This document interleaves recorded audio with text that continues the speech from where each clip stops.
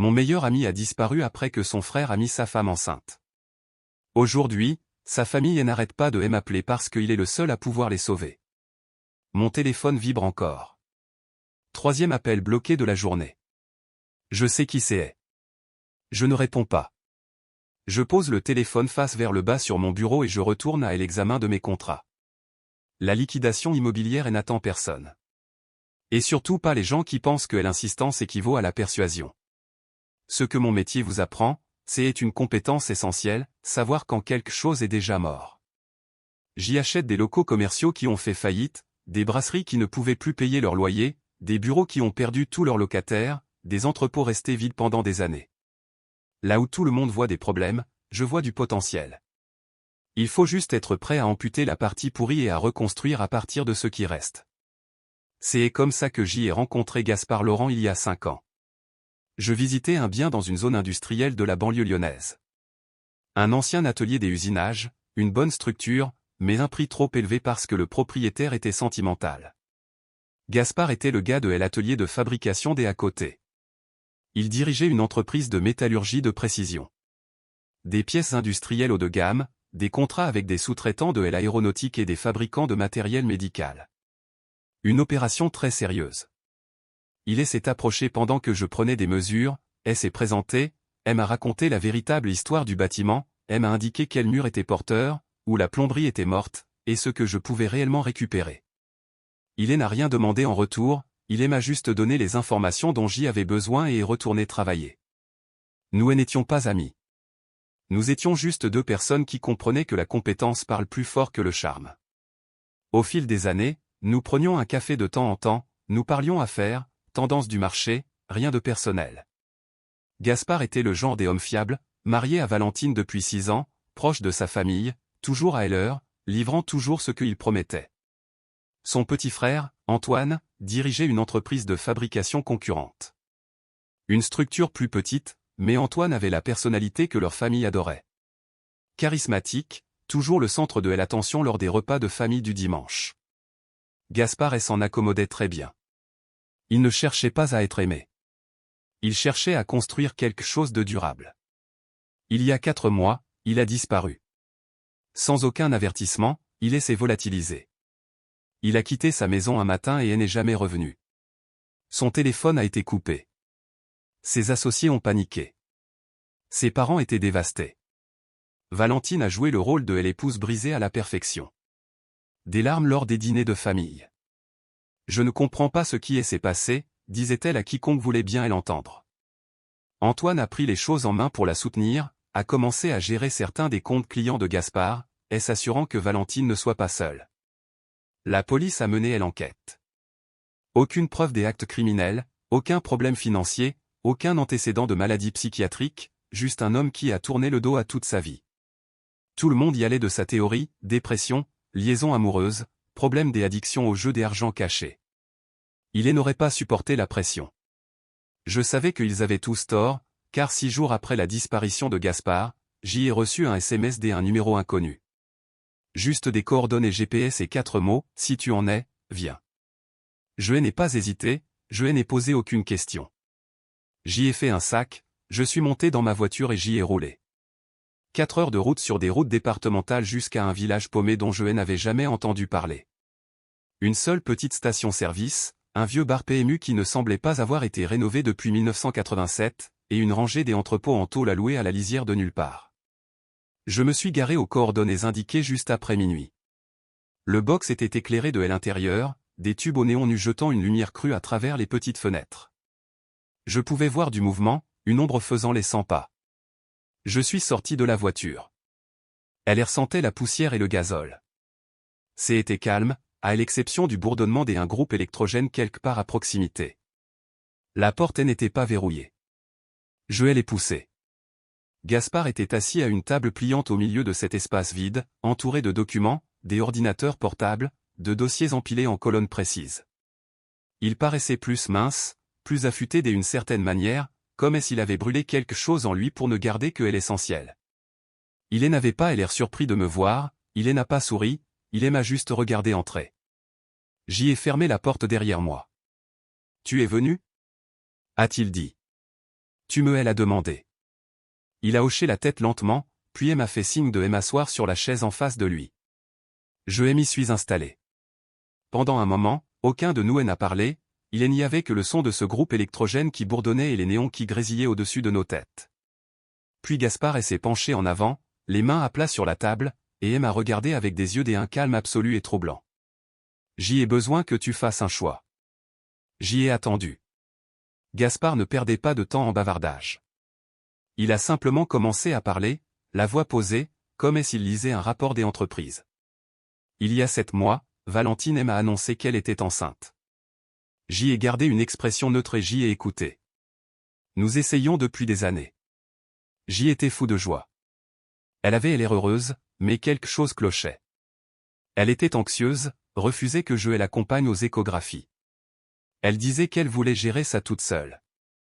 Qu'elle ne voulait pas que je sois constamment sur son dos. Il s'est tu un instant, tapant une fois du doigt sur la table. Je ne l'ai pas brusqué. Je me suis dit que c'était le stress normal de la grossesse. Mais j'y ai commencé à faire attention. À vraiment faire attention. Le groupe électrogène bourdonnait. Les yeux de Gaspard ne quittaient pas les miens. 3 semaines plus tard, j'y étais dans les bureaux d'Antoine pour récupérer des devis sur lesquels nous collaborions. Je suis passé devant son bureau privé et j'y ai entendu des voix à l'intérieur. Valentine et Antoine. La porte était entr'ouverte de quelques centimètres.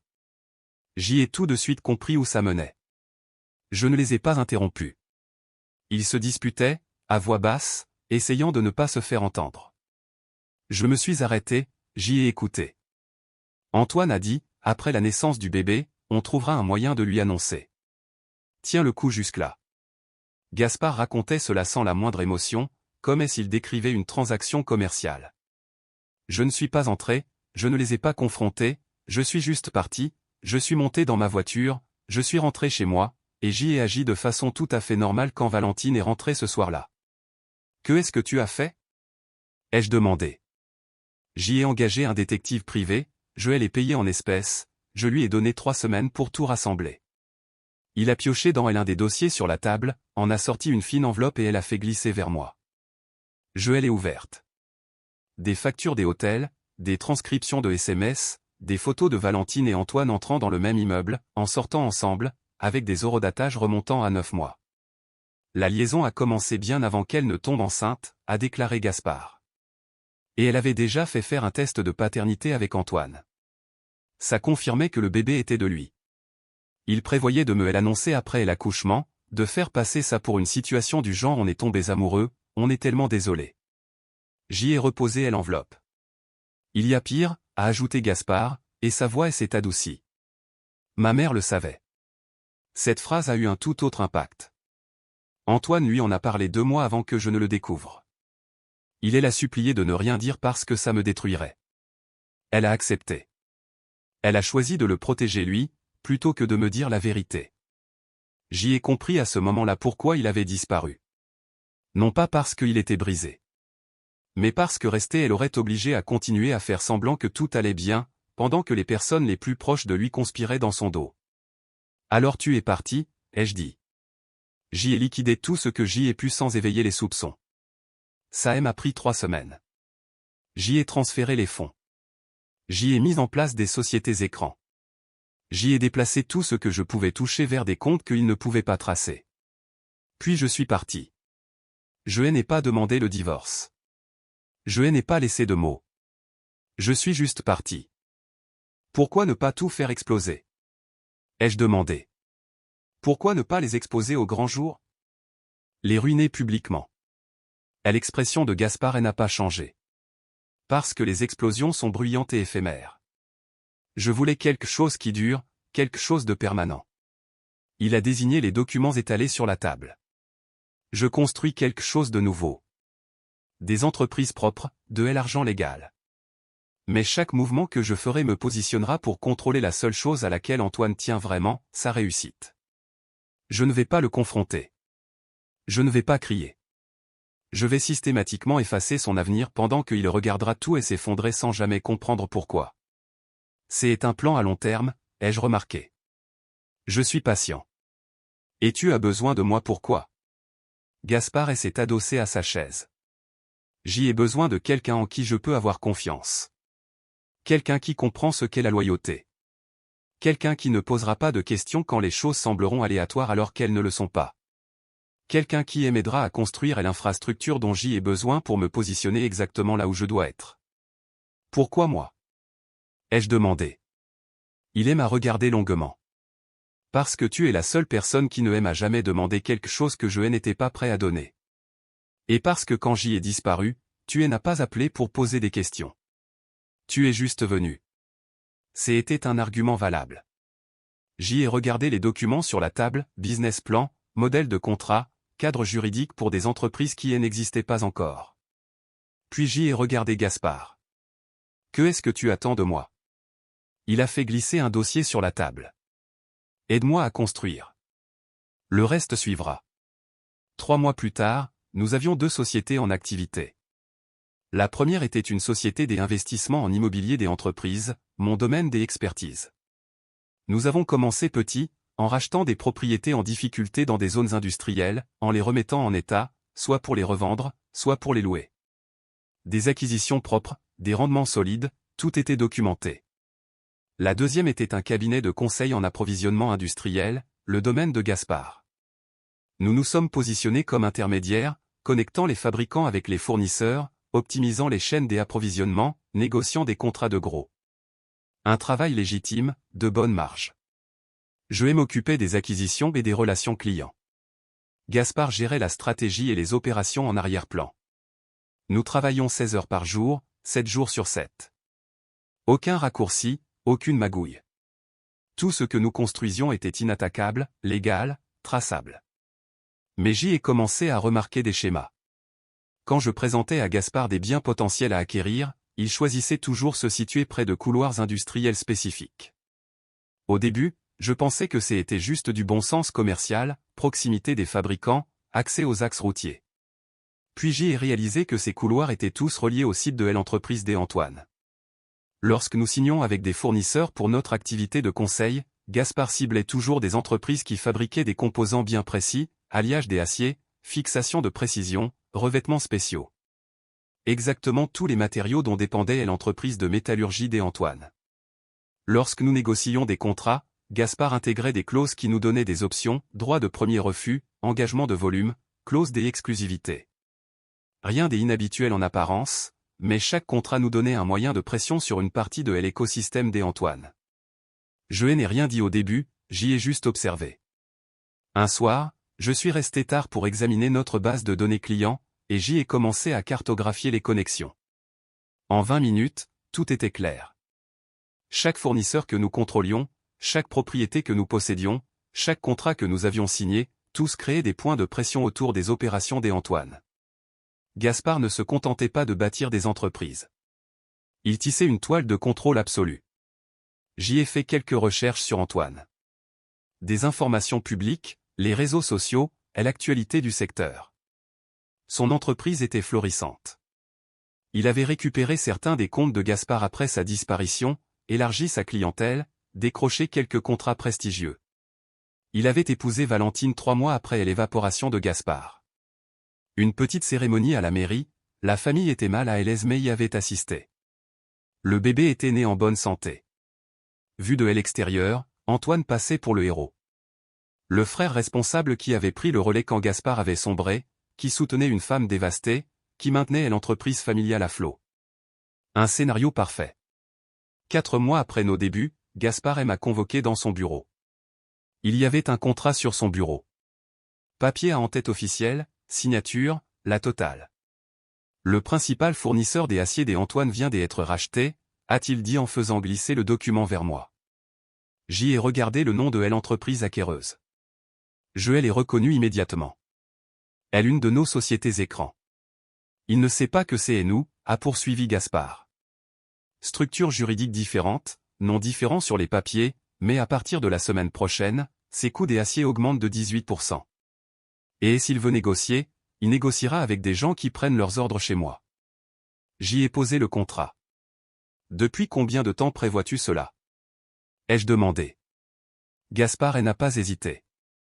Depuis le jour où j'y ai entendu la voix d'Antoine à travers cette porte. Je ne suis plus en colère. Je suis juste méthodique. Le fournisseur des aciers était la première fissure. Pas assez grande pour briser Antoine, juste assez pour le mettre mal à l'aise. Le pousser à chercher des alternatives qui n'existaient plus au même prix. Au cours de la semaine suivante, j'y ai observé comment les choses se déroulaient. L'entreprise d'Antoine a commencé à paniquer, à contacter des autres fournisseurs, à essayer de négocier de meilleures conditions. Mais le marché avait changé. Consolidation, fusion, augmentation de prix généralisée. Autant de mouvements que Gaspard avait anticipés et pour lesquels il nous avait positionnés afin d'en tirer profit. Ce soir-là, Gaspard m'a montré quelque chose qui m'a glacé le sang. Un calendrier de 18 mois, planifié dans les moindres détails. Mois 6, acquisition du fournisseur secondaire.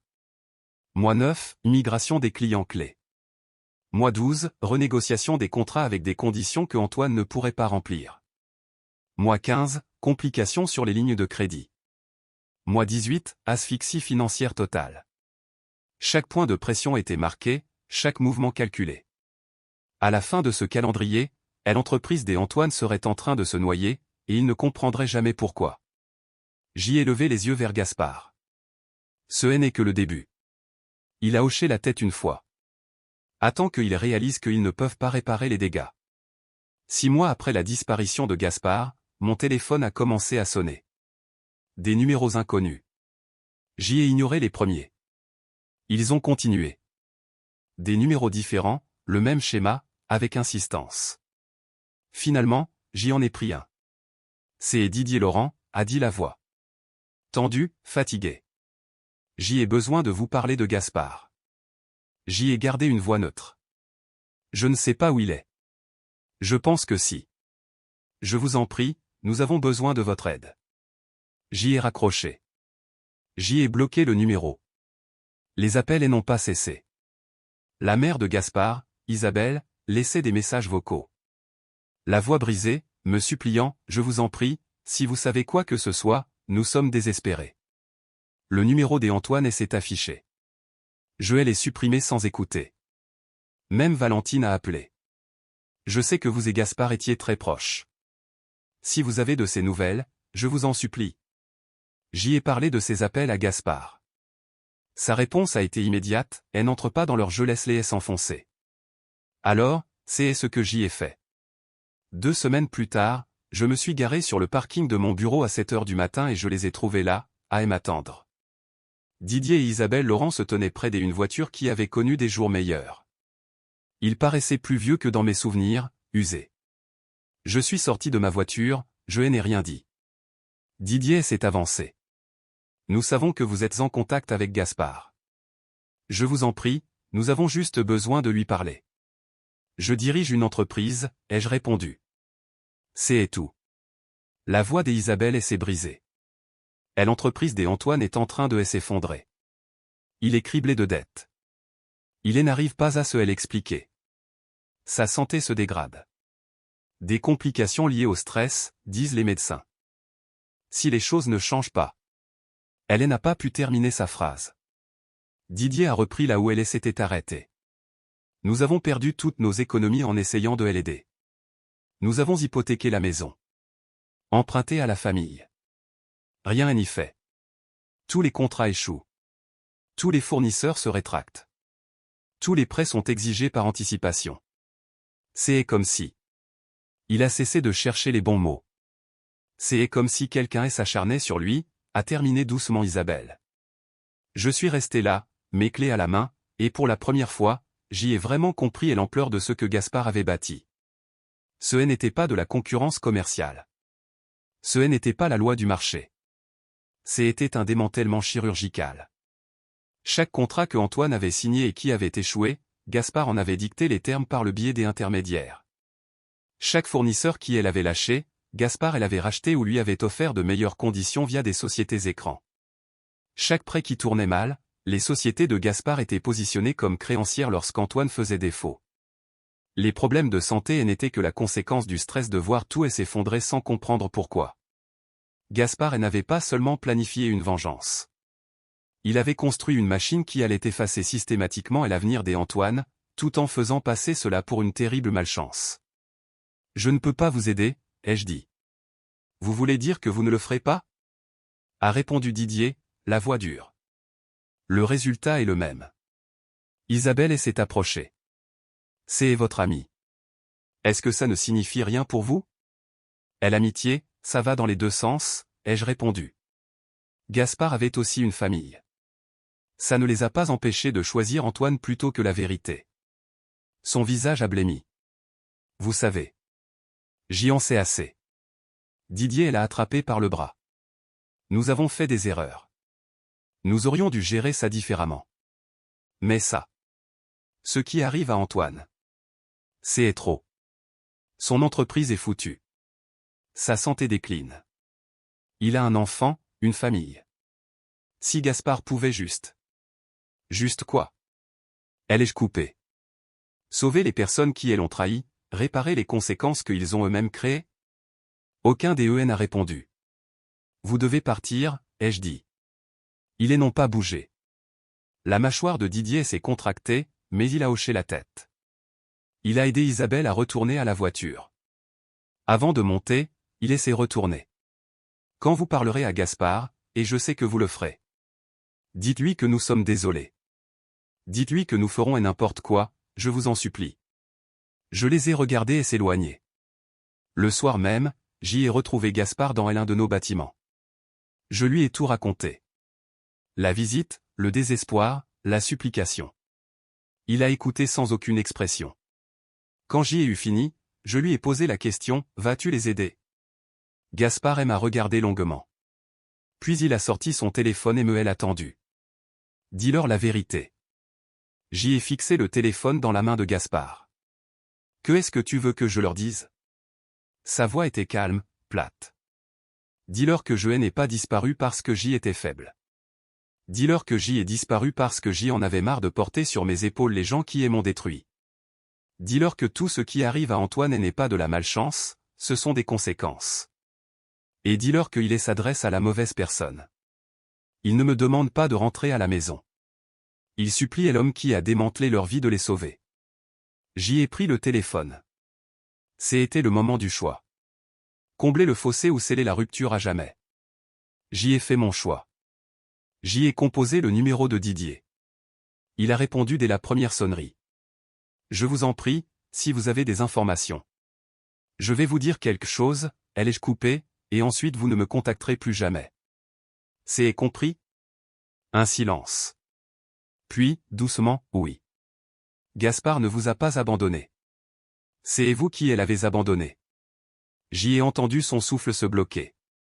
Quand Antoine a mis Valentine enceinte, quand votre famille a choisi de protéger Antoine au lieu de dire la vérité à Gaspard, vous avez fait un choix. Gaspard a fait son propre choix en réponse. Nous essayons de. Je n'ai pas terminé. Il s'est tu.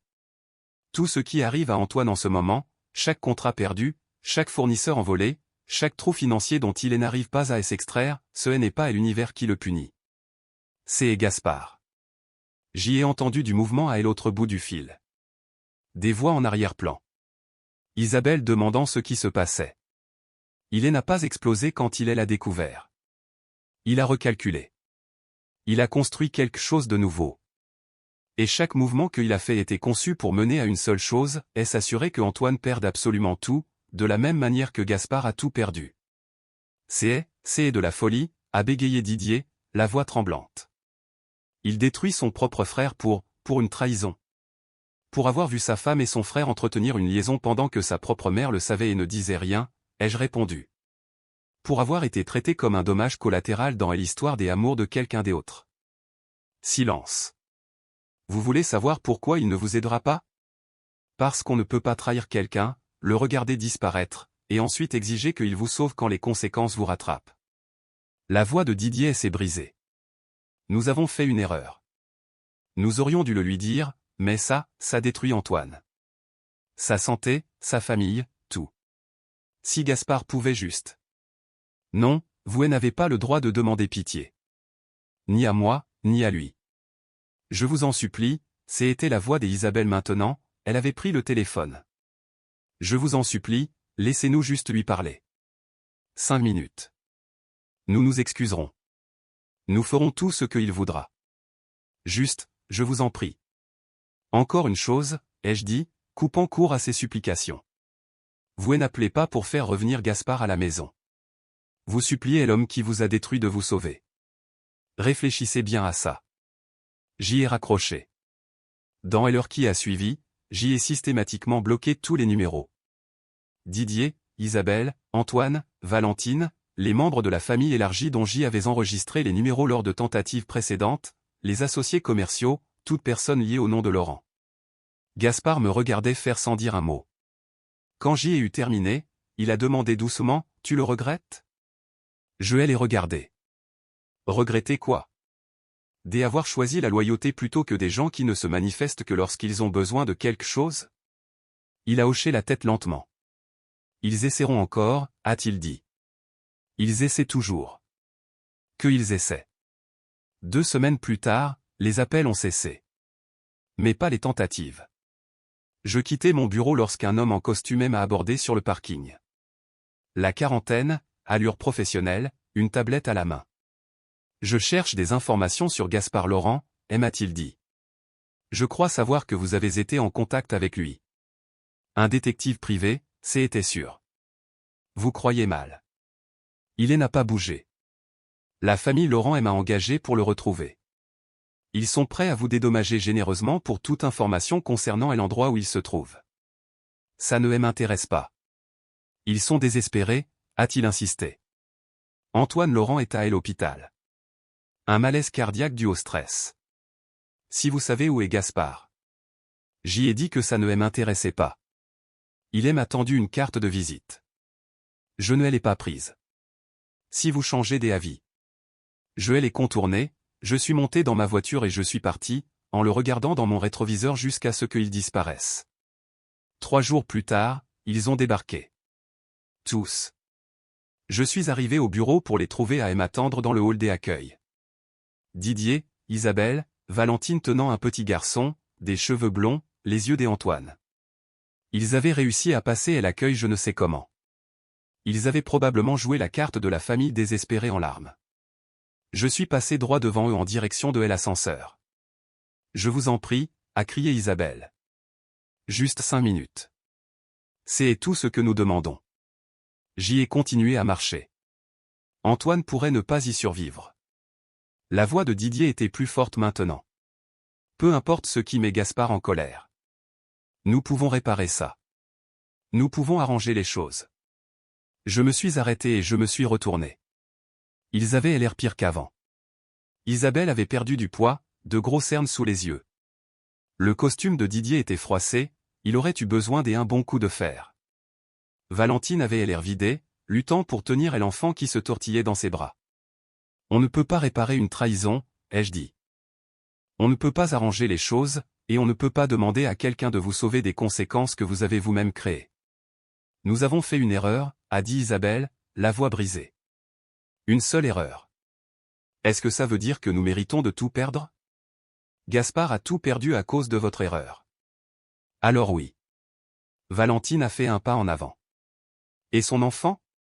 Et la famille? Est-ce que ça ne signifie rien? J'y ai regardé le petit garçon dans ses bras. Je l'ai regardé à nouveau. Ce n'est pas son enfant. C'est celui d'Antoine. Et la famille, ça a un sens quand c'est réciproque. Vous avez perdu le droit d'appeler Gaspard votre famille quand vous avez décidé que sa femme était négociable. Son visage est devenu livide. Gaspard Laurent ne s'est pas effondré quand vous l'avez trahi, ai-je continué. Il ne s'est pas écroulé quand vous avez choisi Antoine plutôt que la vérité. Il s'est repositionné. Il a construit quelque chose de meilleur. Et il s'est assuré que les personnes qui avaient détruit sa vie comprennent exactement ce que ça fait. Alors c'est ça, a craché Didier, la colère perçant à travers son désespoir. Il se prend pour Dieu, il détruit la vie des gens et il se sent justifié. Il ne joue à rien du tout. Il vit avec le choix que vous l'avez forcé à faire. Et vous? Isabelle m'a regardé comme si j'y étais une aberration qu'elle ne pouvait pas comprendre. Vous êtes d'accord avec ça? Elle aidait à détruire des gens. J'y ai choisi mon camp le jour où il me l'a demandé. Et ma loyauté ne va pas aux personnes qui pleurent pour qu'on vienne les sauver. Elle va à la personne qui l'a méritée. Je me suis retourné pour partir. Nous continuerons d'essayer, a lancé Didier derrière moi. Nous finirons par le trouver. Je me suis arrêté devant l'ascenseur, j'y ai appuyé sur le bouton, et je me suis retourné une dernière fois. Non, vous ne le trouverez pas. Parce que je ne vous laisserai pas faire. L'ascenseur est arrivé. Je suis entré, j'y ai appuyé sur l'étage de mon bureau, et j'y ai regardé les portes se refermer sur leur visage. J'y ai appelé la sécurité de l'immeuble depuis mon bureau, je les ai fait expulser de la propriété, et j'y ai fait ajouter leur nom sur une liste des interdictions des accès permanentes. Le soir même, j'y ai retrouvé Gaspard dans l'un de nos locaux. Ils sont venus, lui ai-je dit. Il a hoché la tête. Je m'en doutais. Ils continueront d'essayer. Qu'ils essaient. Ils ne passeront pas par moi.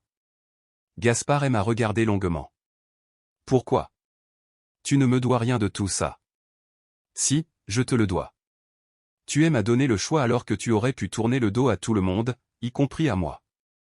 Tu m'as fait confiance alors que tu n'avais aucune raison de le faire.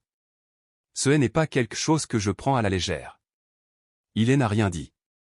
Ce n'était pas nécessaire. Au cours des mois suivants, les tentatives ont continué, mais se sont affaiblies. Le détective privé a cessé de se pointer. Les appels de nouveaux numéros sont devenus sporadiques, puis se sont arrêtés complètement. J'y ai appris par des contacts dans le milieu que Antoine avait déposé le bilan. Valentine est retournée vivre chez ses parents. Les parents Laurent ont vendu leur maison pour prendre un petit appartement. Gaspard et moi avons continué à bâtir. Nos entreprises se sont développées. De nouvelles acquisitions, de nouveaux contrats, de nouvelles opportunités. Mais il ne s'agissait plus de vengeance. Il s'agissait simplement de construire quelque chose qui nous appartenait. Les gens pensent que la loyauté, c'est soutenir quelqu'un quand c'est facile. Ce n'est pas ça. C'est soutenir quelqu'un quand le monde entier vous dit que vous avez tort. Quand des gens désespérés vous supplient de vous écarter, alors que vous pourriez vous simplifier la vie en cédant. Gaspard Laurent n'a pas fui sa famille. Il s'est éloigné de personnes qui ont prouvé qu'elle n'était pas sa famille. Et j'y ai choisi mon camp il y a très longtemps. Alors, quand ils appellent, je ne réponds pas. Quand ils se présentent, je les ignore. Quand ils supplient, je ne plie pas. Parce que la loyauté envers Gaspard Laurent signifie une chose, personne ne passe par moi pour l'atteindre. Pas même sa famille.